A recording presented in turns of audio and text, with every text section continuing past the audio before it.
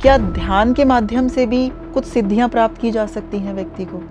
मैं कहता हूँ दुनिया की सबसे बड़ी सिद्धि जिस दिन आपकी खोपड़ी भर जाए, जिस दिन आप संतृप्त हो जाए। लेकिन कैसे होगी, मैं आपको एक एक कदम लेकर के चलूंगा। हमको क्रोध कब आता है? जब अचानक हमारे ऊपर बेहोशी के बादल आ जाते हैं। 100%। 98% हत्याएं पूरी तरह बेहोशी में होती हैं। सजगता के मैं कुछ बिंदु बताता हूँ। हम चल रहे हैं सड़क पर, इतने वृक्ष हैं, क्या हम उनके प्रति सजग हैं? यहाँ से सजगता का प्रारंभ होगा, ये पहला कदम है। शरीर बैठा है तब भी शरीर के प्रति सजगता, शरीर सोया है तब भी शरीर के प्रति सजगता। उस दिन पहली बार हमको एहसास होगा कि मैं शरीर में रह रही हूँ, मैं शरीर नहीं। बहुत लोगों ने तो स्वामी जी रट्टा लगाया हुआ है कि I am not this body, I am a soul, लेकिन अनुभव करना बहुत अलग बात है। हम या तो पास्ट में रहते हैं या फ्यूचर में रहते हैं। मैं कहता हूँ वर्तमान में आना दुनिया की सबसे बड़ी सिद्धि है। The world of thoughts, विचारों के प्रति वैर, विचारों की एक सतत श्रृंखला बह रही है, ए सीरीज ऑफ थॉट्स। और पांचवी सजगता, इमोशंस। हमारा जो भाग्य, हमारे इमोशंस लिख रहे हैं। And Swami ji manifestation is less about thoughts, more about emotions. Emotions का ही तो मेन खेल है।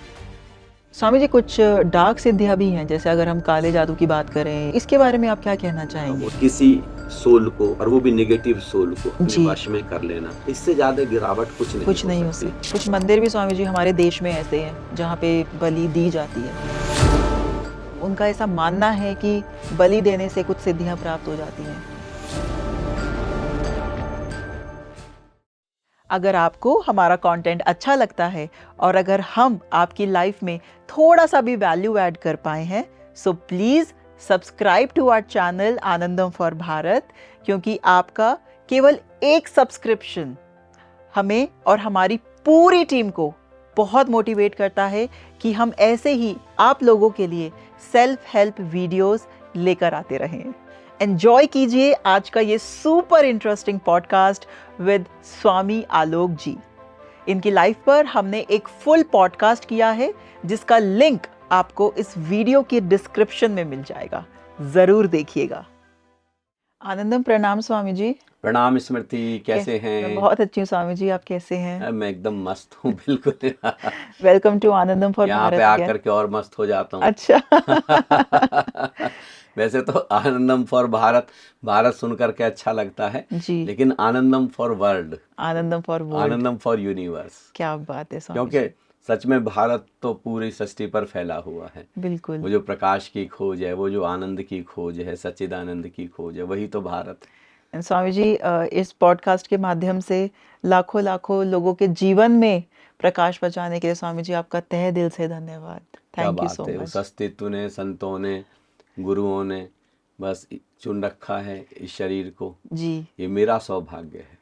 Thank you so much Swami ji for coming. And आपने जितने भी पॉडकास्ट आज हमारे साथ किए हैं, हज़ारों नहीं शायद लाखों लोगों तक वो चीज़ पहुंच चुकी है। पूरा विश्वास है कि आज आने वाले जितने भी पॉडकास्ट हैं तो हम ऐसे ही शिद्दत से काम करते रहें और लाखों लाखों लोगों के जीवन को प्रकाशित करते रहें। बिल्कुल ऐसा होगा, पक्का होगा। जी। स्वामी जी आज का जो पॉडकास्ट है वो मेरे लिए बहुत इम्पोर्टेंट है। वो इसलिए क्योंकि मैंने ना बहुत सारे पॉडकास्ट ऐसे हैं जो यूट्यूब पर देखे हैं, वो हैं सिद्धियों के ऊपर। जैसे अगर हम सिद्धियों की बात करते हैं तो कहा जाता है, ऐसे बहुत सारे स्पिरिचुअल मास्टर्स बोलते हैं कि बहुत सारी विधियां, बहुत सारी साधनाएं ऐसी हैं जिनसे आप कुछ ऐसी सिद्धियां प्राप्त कर सकते हैं कि उसके बाद आप जो चाहें वो कर सकते हैं। अब उसमें थोड़ी डार्क सिद्धियां भी आ जाती हैं और कुछ अच्छी सिद्धियां भी हैं उसमें।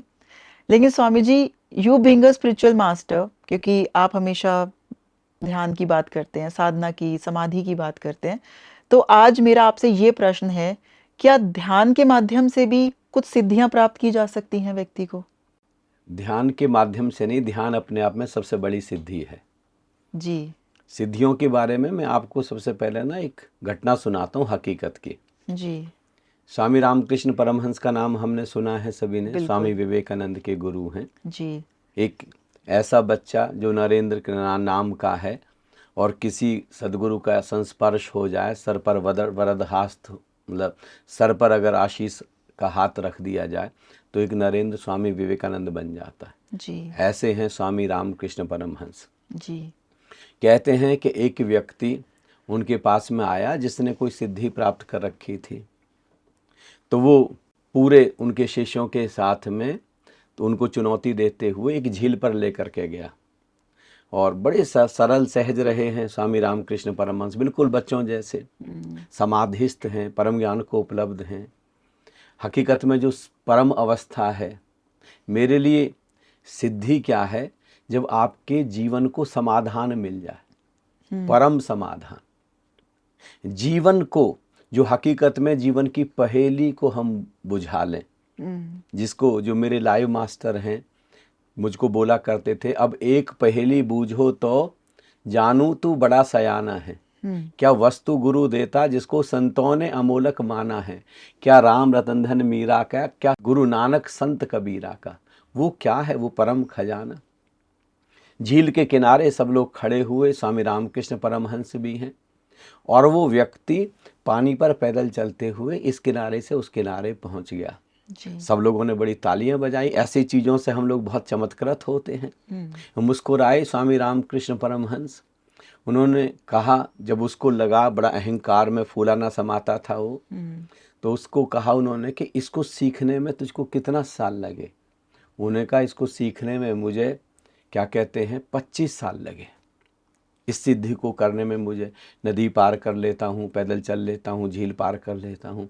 उनका पागल, उस समय की बात है जब केवल 10 पैसे में नदी पार हो जाती थी, 10 पैसे में नदी पार हो सकती थी, 50 पैसे में बड़ी से बड़ी बाढ़ वाली नदी पार हो सकती थी।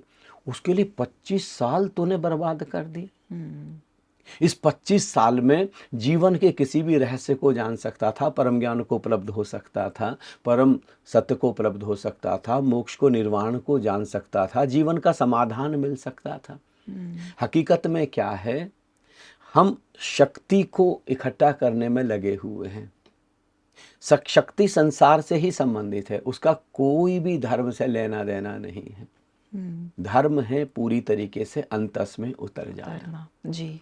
तो मेरे लिए जो बाकी की सिद्धियां हैं, बाकी की चीजें हैं, वो सब संसार का ही हिस्सा हैं, और अंत में तो शरीर को छोड़ करके जाना है। और देखिए, जो मेरे अनुभव से है, आप देखें कैसे पहचानेंगे कि आपके जीवन में संसार बढ़ रहा है कि धर्म बढ़ रहा है।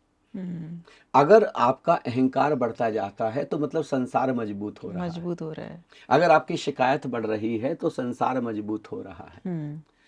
अगर आपका अहंकार विलीन हो रहा है, आपके अंदर नम्रता आ रही है, विनम्रता आ रही है, भगवान श्री राम जैसा शील अगर आपके पास में आ रहा है, ये उतर रहा है, और आपके अंदर प्रेम का प्रादुर्भाव, धन्यवाद, अहोभाव उतर रहा है, तो इसका मतलब धर्म बढ़ रहा है।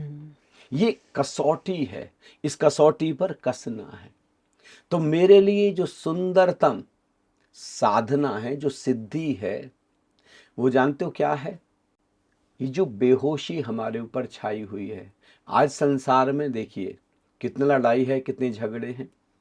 ओशो ने तो यहाँ तक बोला है कि ये जो सदी है, या ये 21वीं सदी, या तो युद्धों की सदी होगी या बुद्धों की सदी होगी, या तो बहुत जल्दी हम पूरे विश्व में 10,000 बुद्ध पुरुष, भगवान गौतम बुद्ध की तरह जागे हुए, भगवान महावीर की तरह केवल को उपलब्ध हुए, महर्षि पतंजलि की तरह समाधि को उपलब्ध हुए, श्री गुरु नानक देव जी की तरह सचखंड को उपलब्ध हुए। अगर हम 10,000 बुद्ध पुरुषों को पूरी धरती पर फैला दें तो अमन हो सकता, चैन हो सकता, शांति हो सकती। उनकी तरंगें पूरे विश्व को अपनी आगोश में, अपनी ऊर्जा में ले सकती हैं, और एक विश्व में क्रांति हो सकती है। और नहीं तो युद्ध की विभीषिका से। युद्ध यानी क्या? हम अपने जीवन के अनुभव से देखें, हमको क्रोध कब आता है? जब अचानक हमारे ऊपर बेहोशी के बादल आ जाते हैं, 100%। अचानक हम मूर्छित हो जाते हैं, नहीं तो बाद में हम कहते हैं सॉरी। देखें, ओशो जैसी शख्सियत, ओशो ने खुद बोला है कि मैंने अपने जीवन में कभी सॉरी, कभी क्षमा, कभी माफी जैसे शब्दों का उपयोग नहीं किया है। राइट। जानते हो क्यों? क्योंकि ओशो कहते हैं जो भी मैंने बोला है आज तक पूरी सचेतन अवस्था में बोला। पूरा जाग करके, और जो मुझे बोलना था वही बोला है। यहां तक के ओशो ने जो बोला है उसमें कोई एडिट आज तक नहीं कराया गया।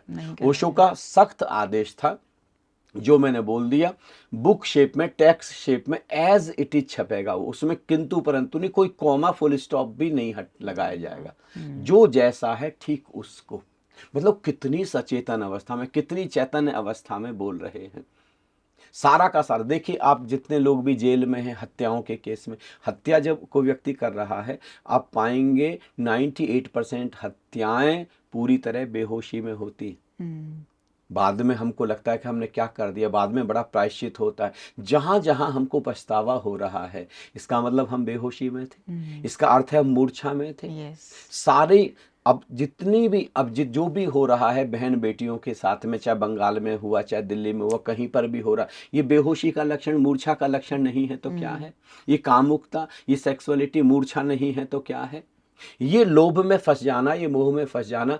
भगवान गौतम बुद्ध जिसको कहते हैं तृष्णा दुष्पूर है, और भरता ही नहीं।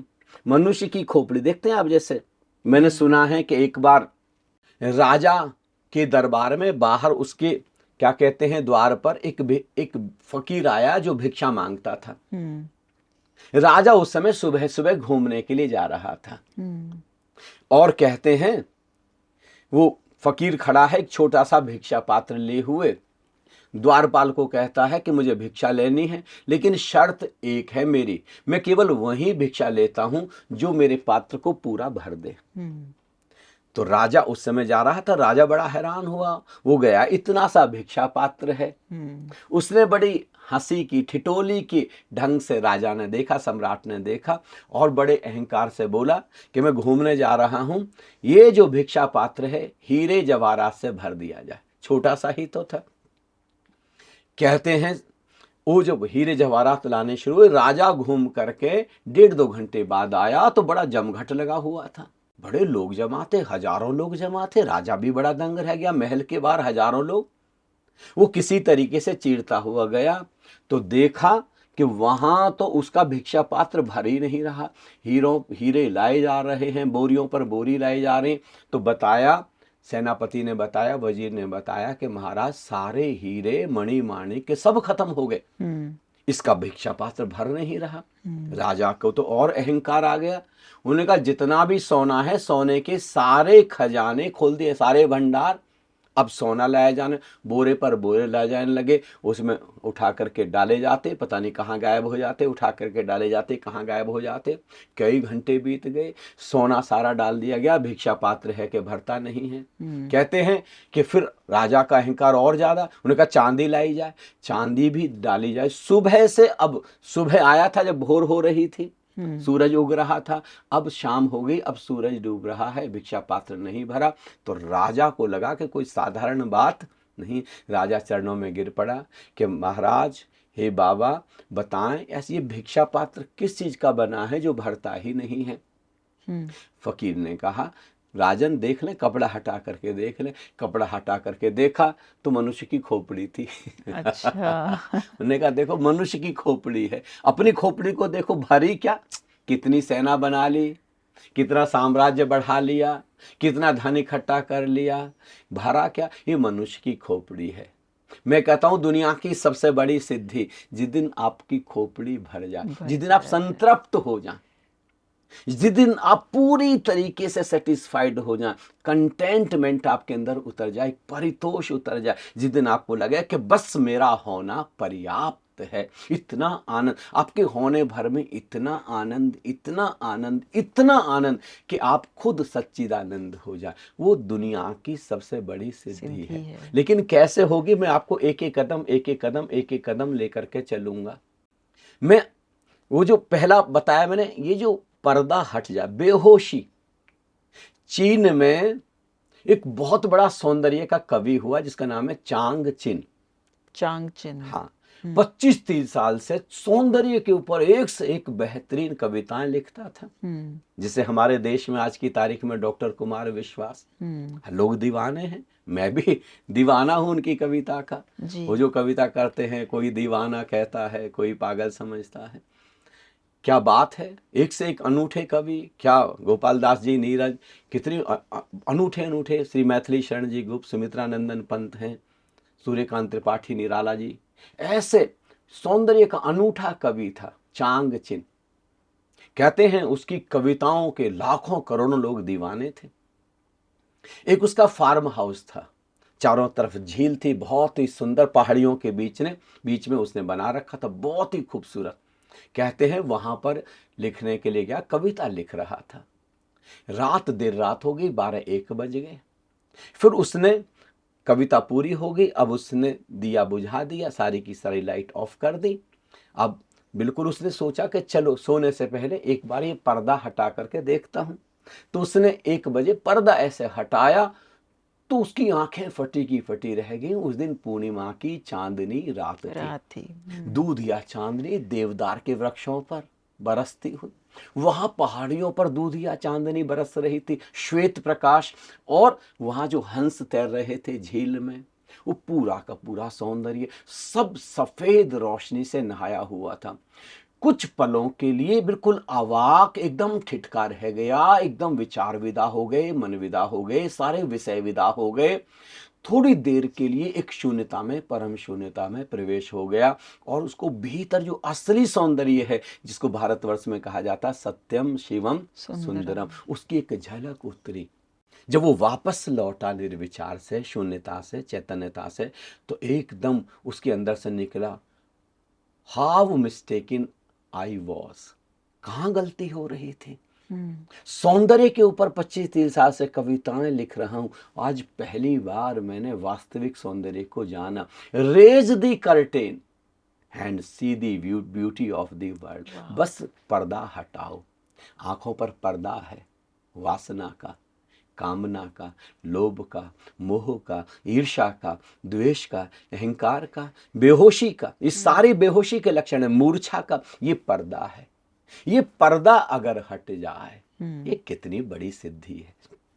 हटता नहीं है, पूरी जिंदगी बीतती चली जाती है। हम देखें, रोज देखें, भोजन हम कर रहे हैं बेहोश बेहोश, स्नान हमको लगता है हम जागे, स्नान हो रहा है।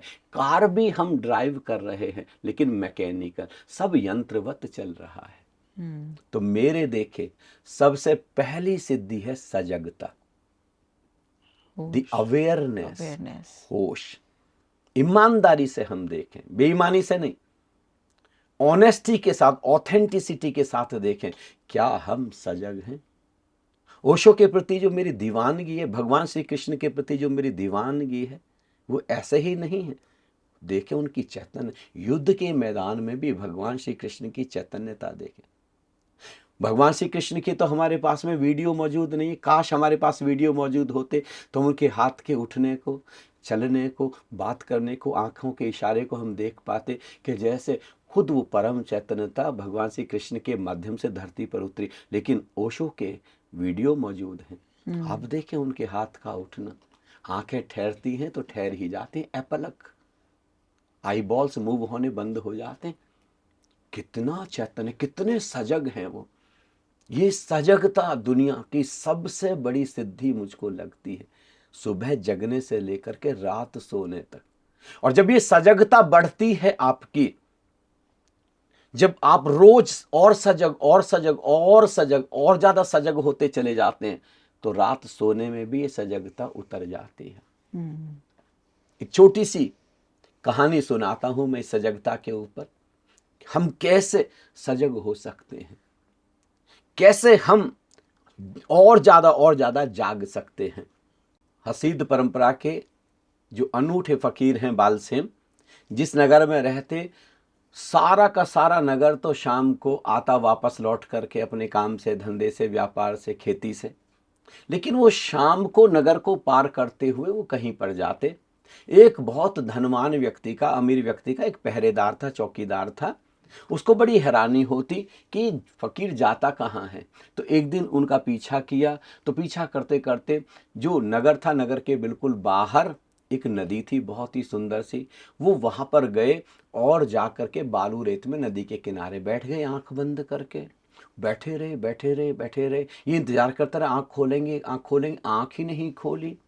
पूरी रात बीत गई। सुबह जब भोर हुई, जब सूरज उदित हुआ, तो ये वापस वहां से आए और फिर नगर को पार करते अपनी वापस कुटिया में चले गए। अगले दिन फिर ऐसा ही हुआ। ये रोज शाम को जाते, नदी के किनारे जाकर के बैठ जाते, फिर सुबह को वापस आ जाते। 15 दिन बाद इस चौकीदार ने, जब उसके घर के सामने से गुजरते थे, इनके सामने खड़ा हुआ और कहने लगा कि भाई आप वहां नदी के किनारे जाके करते क्या हैं? मैंने आपका पीछा किया, मैंने देखा तो आप तो नदी के किनारे बैठ जाते हैं, कुछ करते धरते तो आप है नहीं। तो उसने कहा कि तुम पीछा तो 15 दिन से कर रहे हो। बोले आपको पता है? बोले हाँ। बोले आप आखिर करते क्या हैं, आपका काम क्या है? बोले तुम बताओ तुम्हारा क्या काम है? बोले मैं तो पहरेदार हूं, मैं तो चौकीदार हूं, मैं तो इस अमीर व्यक्ति के घर की पहरेदारी, इसके धन की सामान की चौकीदारी करता हूं। तो बालसेब ने गले लगा लिया कि आओ मेरे मित्र, तुम्हारा प्रोफेशन मेरा प्रोफेशन एक ही है। तुम भी पहरेदार हो, मैं भी पहरेदार हूं, तुम भी चौकीदार हो, मैं भी चौकीदार हूं। बोले लेकिन आप किस बात की पहरेदारी करते? मैं तो धन की, संपत्ति की। बोले तुम में और मुझ में बस यही अंतर है, तुम बाहर के धन की पहरेदारी करते हो और मैं अंदर के धन की। मेरे भीतर जो परम खजाना है सजगता, उसकी कोई बेहोशी के बादल ना आ जाए, कोई मूर्छा ना छा जाए, उस मूर्छा में कोई विचार, कोई वासना, कोई कामना, कोई लोभ, कोई मोह, कोई ईर्ष्या, कोई द्वेष, कोई अहंकार मेरे भीतर प्रवेश ना कर जाए। मैं इसकी चौकीदारी करता हूं, इसकी पहरेदारी करता हूं। ये सजगता। खाते, उठते, बैठते, नहाते, धोते, चलते, किसी से बात करते, क्या हम सजग हैं? कहीं से प्रारंभ करें, किसी जगह से। सजगता के मैं कुछ बिंदु बताता हूं। सबसे पहले अवेयरनेस ऑफ वर्ल्डली अफेयर्स। चारों तरफ संसार है, शुरुआत सजगता की यहाँ से की यहां से जाती शुरू होगी। देखिए जी। हम चल रहे हैं सड़क पर, इतने वृक्ष हैं, लोग हैं, क्या हम उनके प्रति सजग हैं? हवाएं चल रही हैं, घटाएं हैं, आकाश है, जो भी है, प्रकाश है, क्या हम सजग हैं? यहां से सजगता का प्रारंभ होगा, ये पहला कदम होगा। एक एक चीज के प्रति सजगता साधनी होगी हमको। हमारे सामने जो भोजन रखा है, क्या हम सजग होकर के उसको देख पा रहे हैं? भोजन की सुगंध के प्रति क्या हम सजग हैं? चाय जो बन रही है, चाय की सुगंध के प्रति, ये जो उबल रहा है, देखते हैं आप जापान में, वहां पर एक पूरा मेडिटेशन है, टी मेडिटेशन। यस। चाय उबल रही, घंटों बैठे रहते हैं शीश से, चाय उबल रही है, उसके उबलने के प्रति सजग। वो जो भाप उठ रही है उसके प्रति सजगता। फिर पत्ती डालिए, पत्ती की जो सुगंध है उसके प्रति सजगता। अभी पी नहीं है चाय, फिर जब चाय आएगी तो उसकी सुगंध लेंगे, बहुत देर तक उसकी गर्माहट को महसूस करेंगे, फिर कप को यहाँ तक लाएंगे, हाथ वहां तक, एक एक चीज के प्रति सजग है। ये चीज, ये सजगता यहां से, इससे बड़ी मैं किसी चीज को सिद्धि नहीं मानता, जब आप सजग हो जाते हैं। वाओ। सेकंड जो अवेयरनेस है, बॉडी अवेयरनेस। Body awareness. देख लीजिए, हम ईमानदारी से देखें। हम सब लोग कहते हैं धार्मिक हैं, हम मंदिर जा रहे हैं, धार्मिक स्थानों पर जा रहे हैं। ईमानदारी से, क्या हम मंदिर में सजग हैं? भगवान श्री कृष्ण के सामने बैठे हुए, आरती चल रही है, मैकेनिकल याद हो गई है, पूरी यंत्रवत, हमको सारे पाठ हमको याद हो गए यंत्रवत। अब मंत्र जाप चल रहा है, यंत्रवत चल, हम सजग नहीं हैं, हम जागे हुए नहीं हैं। इसलिए तो भगवान गौतम बुद्ध ने, इसलिए तो भगवान महावीर ने, परम गुरु ओशो ने क्रांति की, इन सब चीजों के ऊपर ले जाने की कोशिश की कि तुम सीधे ही सजग क्यों नहीं हो जाते? सीधे सीधे सबसे पहले बॉडी अवेयरनेस। शरीर हिल रहा है, शरीर की गति हो रही है, पैर का उठना, हाथ का उठना, यहाँ तक के आईब्रोज तक का ऊपर जाना, नीचे जाना, पलकों का झुकना, जो भी शरीर में है, कहीं शरीर में चींटी जैसा चलना, शरीर के प्रति बिल्कुल सजगता। एक एक क्रिया के, शरीर बैठा है तब भी शरीर के प्रति सजगता, शरीर सोया है तब भी शरीर के प्रति सजगता। धीरे धीरे इससे क्या होगा? हम शरीर से अलग होते चले जाएंगे। एक दिन हमको पता चलेगा, ये रहा शरीर, ये रही मैं, ये रहा शरीर, ये रहा मैं। हम अलग होंगे शरीर को जानने वाले। उस दिन पहली बार हमको एहसास होगा कि मैं शरीर में रह रही हूं, मैं शरीर नहीं। आई am not the body, I M living in the body. ये शरीर मुझको रहने के लिए घर की तरह दिया गया है। एक दिन नहीं था, एक दिन फिर नहीं होगा। शरीर के प्रति आसक्ति टूट जाएगी। क्योंकि बहुत लोगों ने तो स्वामी जी रट्टा लगाया हुआ है कि I am not this body, I am a soul. हाँ लेकिन अनुभव करना बहुत अलग बात है। हाँ, अनुभव बहुत कम को, जैसे आप बोलते हैं कि मानना नहीं है, जानना है। जानना है। जी देखिए आप, चलो सुंदर है, शुरुआत है यहाँ से जी कि आई एम प्योर सोल, मैं जी शुद्ध बुद्ध आत्मा हूँ। जी शुरुआत सुंदर है। जी। कम से कम आपने शाब्दिक रूप से कहना शुरू कहना शुरू किया किया है ना, है, हाँ ये जी। बहुत अच्छा है। लेकिन इतने भर से काम नहीं नहीं चलेगा। चलेगा। जैसे अब आप कहने लगे कि तो पानी है, सुंदर पानी है, सुंदर पानी मुझको मिल रहा है, प्योर वाटर मैं ले रही हूँ, मुझको तो गंगा का जल मिल रहा है और प्यास लगे जा रही है। जब तक मुझे जल नहीं मिल जाएगा, पीने को पानी नहीं मिल जाएगा, तब तक वो प्यास नहीं बुझेगी ना। मैं भोजन की कितनी भी चर्चा करूं, इससे भोजन से भूख तो नहीं मिटेगी ना, चर्चा से। जी। तो केवल कहने से संतुष्ट नहीं होना है, जानना है। जानना है। ये तो केवल मानना हो जाएगा, I am a pure soul, मैं शक्तिशाली आत्मा हूं, मैं धैर्यवान आत्मा हूं। ये केवल मानना हो गया शाब्दिक, इसको अनुभव करना, ये सब आत्मा की क्वालिटीज हैं। और उसके लिए शरीर के प्रति जागरूकता। धीरे धीरे धीरे धीरे हम शरीर से बिल्कुल डिटैच होते जाएंगे। शरीर पर हमारी पकड़ छूटती चली जाएगी। शरीर हमारे लिए वाहन हो जाएगा, व्हीकल हो जाएगा। अभी तो देखिए शरीर के प्रति कितनी आसक्ति है। आसक्ति है। मैंने तो सैकड़ों लोगों को मरते देखा, मृत्यु में प्रवेश करते देखा। बचपन में मेरा शौक ही हो गया था मरते हुए लोगों को देखना। जब मैंने पहली बार मृत्यु देखी थी 6 साल की उम्र में, उसके बाद सैकड़ों लोगों को मरते, शरीर छोड़ना ही नहीं चाहते। कितनी ऐसे में तो कहा जाता है ना कि यम के दूत रस्साकसी करते हैं। क्यों करते? शरीर नहीं छोड़ना चाहते, शरीर के प्रति इतने आसक्त हैं। अगर शरीर के प्रति हम जागरूकता, कितनी बड़ी सिद्धि है देखिए। शरीर के प्रति अगर हम सचेतनता को साधते हैं तो शरीर हम नहीं हैं, इसका आभास होगा ही होगा। दूसरा, अब शरीर भी कैसे चल रहा है। तीसरी सजगता, श्वास आ रही है, श्वास जा रही है। मैंने एक पॉडकास्ट में बोला था कि केवल गहरी श्वास लेना। देखिए छोटा बच्चा है, गहरी श्वास लेता है, गहरी श्वास धीरे धीरे। जैसे जब श्वास हम अंदर ले रहे हैं, एक छोटे बच्चे का आप देखें, छोटा सा बच्चा लेटा हुआ है बिस्तर पर, महीने 2 महीने का, उसकी चेस्ट में जरा सा भी, उसकी छाती में रत्ती भर भी कंपन नहीं होता। उसकी बैली, पेट उठता है, पेट गिरता है, इतनी गहरी श्वास चल रही है उसकी। धीरे धीरे वो गहरी श्वास बंद हो जाती है। तो फिर हम शुरू करते हैं, योग में हम शुरू करते हैं भारतवर्ष में कि गहरी श्वास वापस शुरू करो किसी माध्यम से।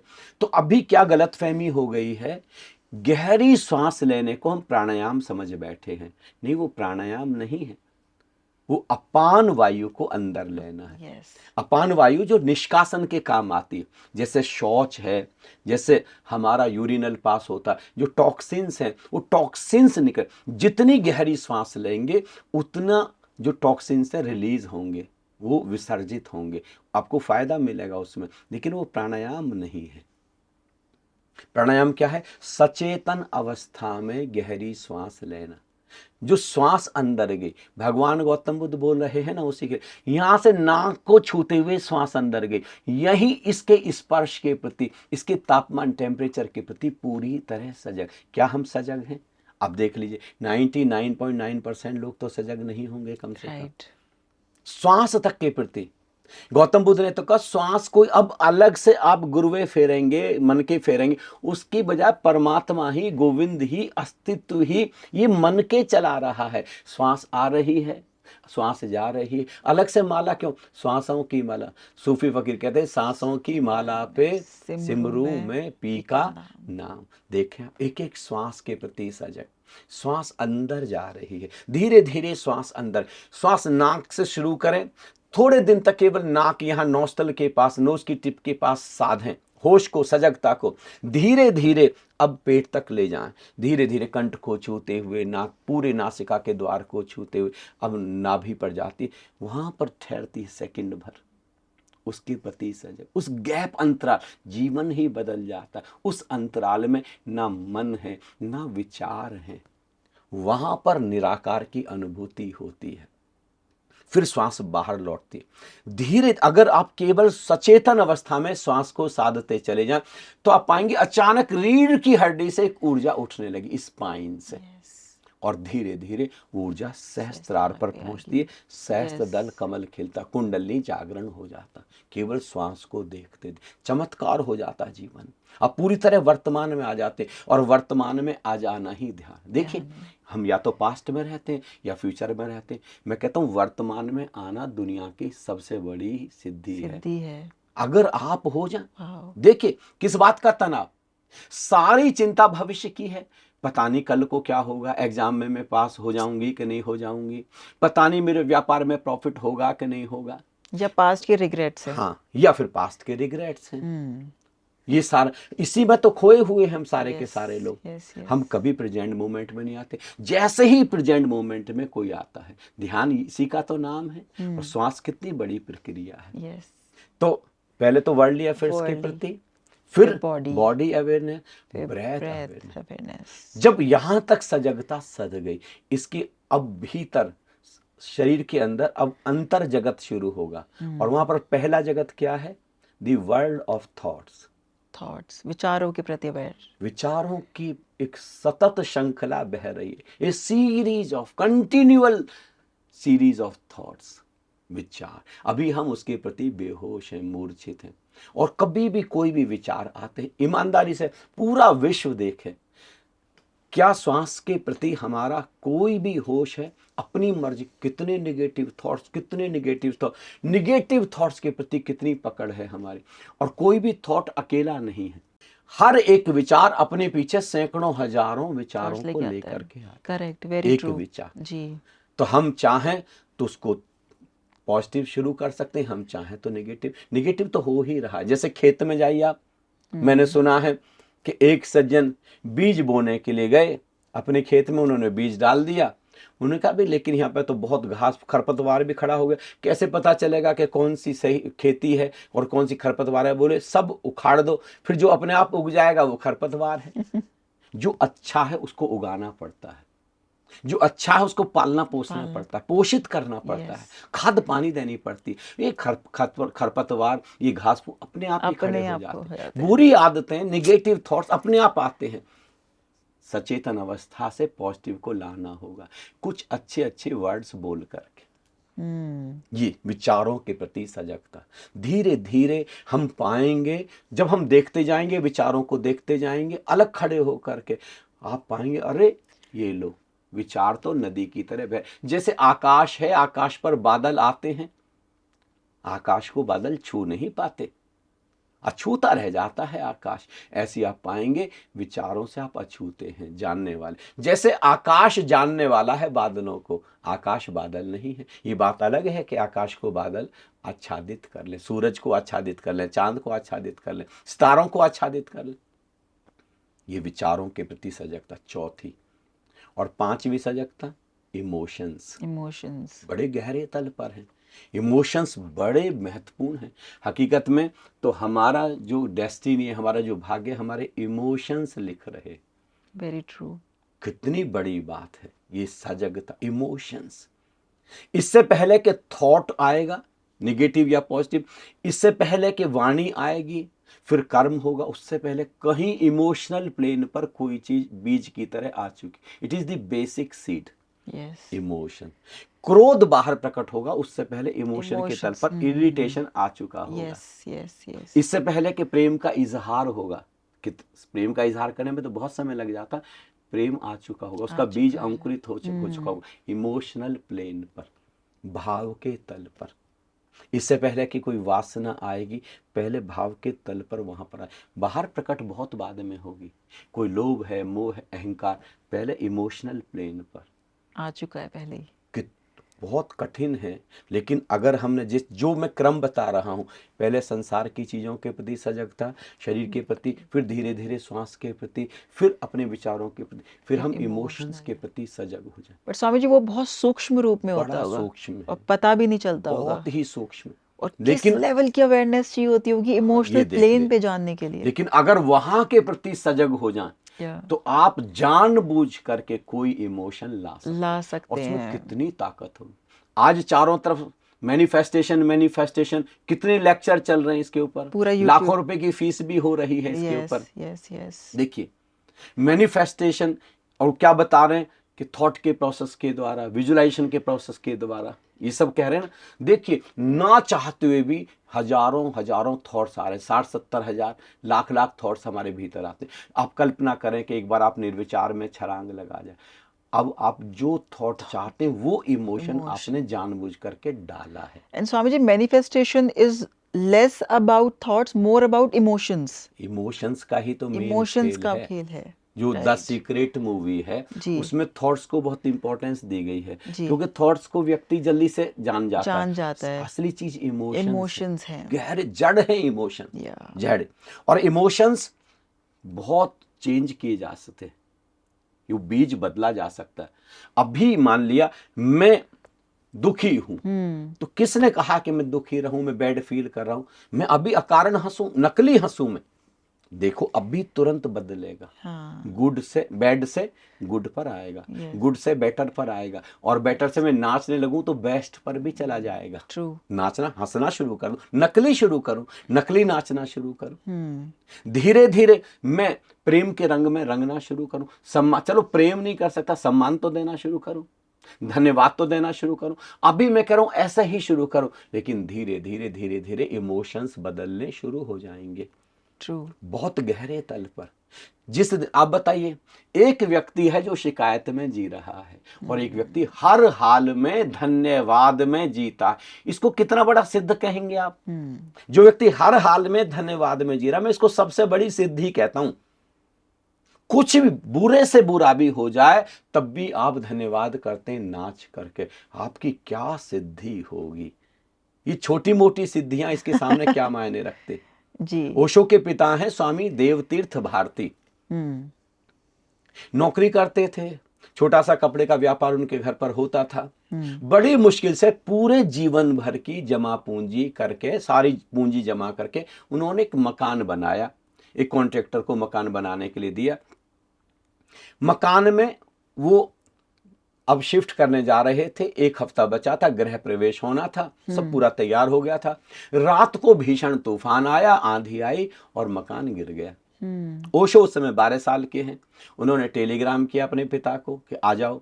वो सैटरडे को आते थे, सैटरडे को ही आए, और आते ही सबसे पहले बहुत सारे लड्डू और मिठाई लेकर के गांव के मंदिर में गए और पूरे गांव को प्रसाद बांटा। लोगों ने कि पागल हो गया, मकान गिर गया। अगले दिन उन्होंने हलवाई बैठा दिए और भोज बनवाया, पूरे गांव को भोजन कराया। इतने आनंदित गांव कह रहा हद हो गई, कोई विवाह नहीं, कोई कुछ नहीं, मकान गिराए बंदे का, पूरी जमा पूंजी चली गई है और ये मिठाई बांट रहा, ये भोज करा रहा। लोगों ने पूछा कि भाई मामला क्या है, इतने खुश क्यों, इतने आनंदित क्यों हो, नाच क्यों रहे हो, भोज क्यों करा रहे हो, प्रसाद क्यों बांट रहे हो? उन्होंने कहा देखो नाचू ना तो क्या करूं, भोज ना कराऊं तो क्या करूं, हफ्ते भर बाद गृह प्रवेश करना था, मकान को तो गिरना ही था, कमजोर बन गया था। मेरे बच्चे सारे, मेरी पत्नी, अगर वहां चले जाते, अगर मकान तब गिरता, ना मेरा कोई बच्चा बचता, ना पत्नी बचती, कितना सब कुछ, मेरी सारी धरोहर बची। अरे क्या गया, धन ही तो चला गया, ईंट ही तो चली गई बस। ये दृष्टि, ये धन्यवाद से, अहोभाव से, इसको मैं कहता हूं असली सिद्धि। ये असली सिद्धि। वहां तो बल्कि अहंकार बढ़ रहा है, वैसी सिद्धि से तो आपका शक्ति। स्वामी जी, कुछ डार्क सिद्धियां भी हैं, जैसे अगर हम काले जादू की बात करें या ब्लैक मैजिक की बात करें, तो इसके बारे में आप क्या कहना चाहेंगे? वो तो बिल्कुल ही एकदम से ही गलत है।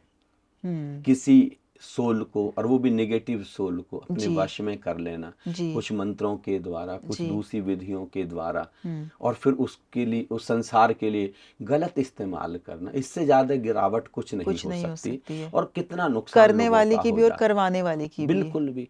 आप चेतना, आप आए थे धरती पर चेतना के स्तर को ऊपर करने के लिए, सबसे ऊंची ऊंचाई पर ले जाने के लिए, जीवन के परम सदा समाधान।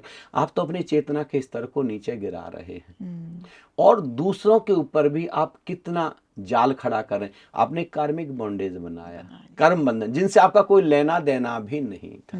और केवल किस लिए कि लोग देखो आपको रिकॉग्नाइज करें, आपको शक्तिशाली माने, लोग आपसे डरें। बताओ हद। सिद्ध व्यक्ति कभी किसी को डराने में नहीं, वो अपने आप में मस्त है। स्वामी जी, सिद्धियाँ मैंने सुना है कई बार किसी पशु की बलि भी ले लेते हैं।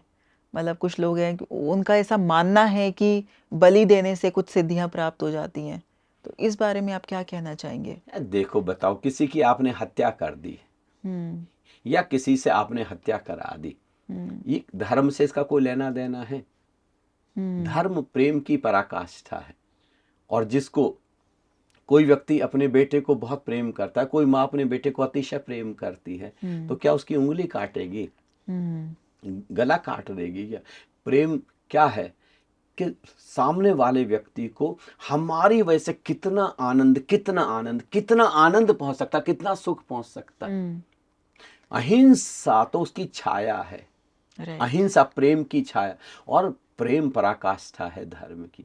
ये बलि तो प्योर हिंसा है, बहुत नीचे गिर जाना है। नहीं, ये तो बिल्कुल भी नहीं, धर्म से इसका कोई भी लेना देना नहीं है। इसका तो बस अधर्म से ही लेना देना है।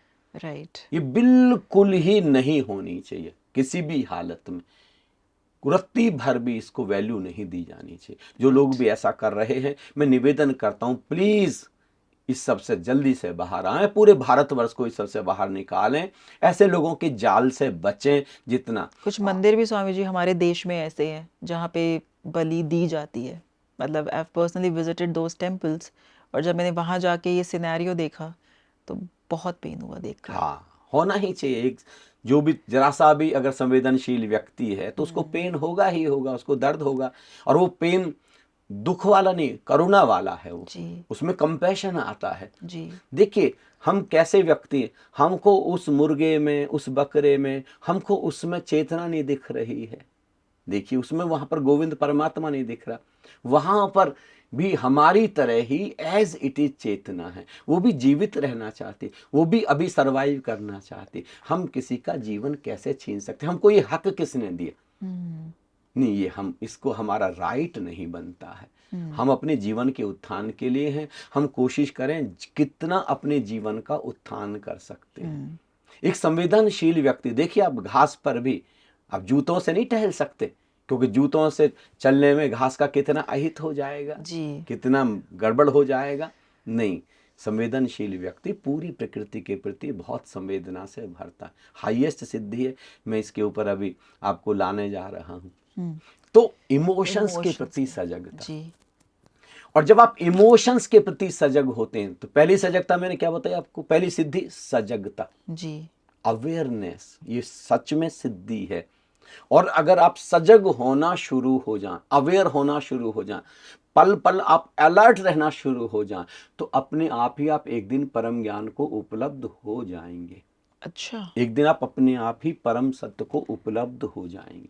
कुछ और करने की भी आवश्यकता नहीं, हर द्वार आपके लिए खुलेगा, हर द्वार। वाह। यहां से जो दूसरी सिद्धि है उसका द्वार अब खुलने जा रहा है।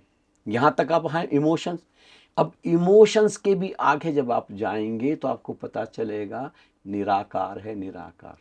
इमोशंस के बाद आप एक एक कदम आगे बढ़ते जा रहे हैं। निराकार, जैसे आकाश है, इसका कोई आकार नहीं है, ये स्पेस है।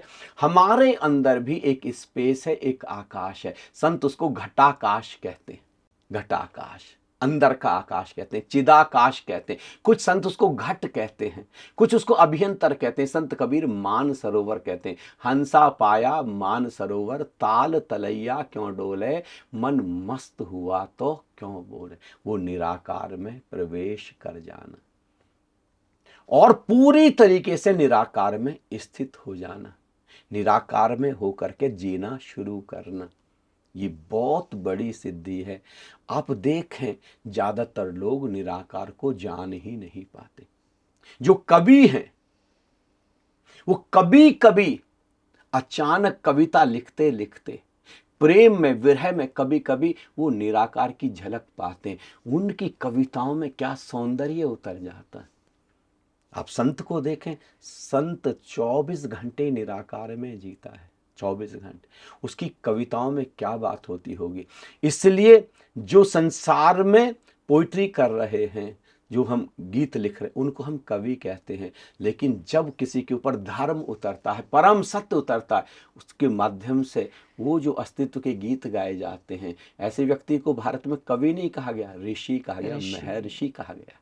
उसके माध्यम से जब कविताएं उतरती हैं, कमाल की होती हैं, अनुभव से, सत्य के अनुभव से आ रही, ये सजगता।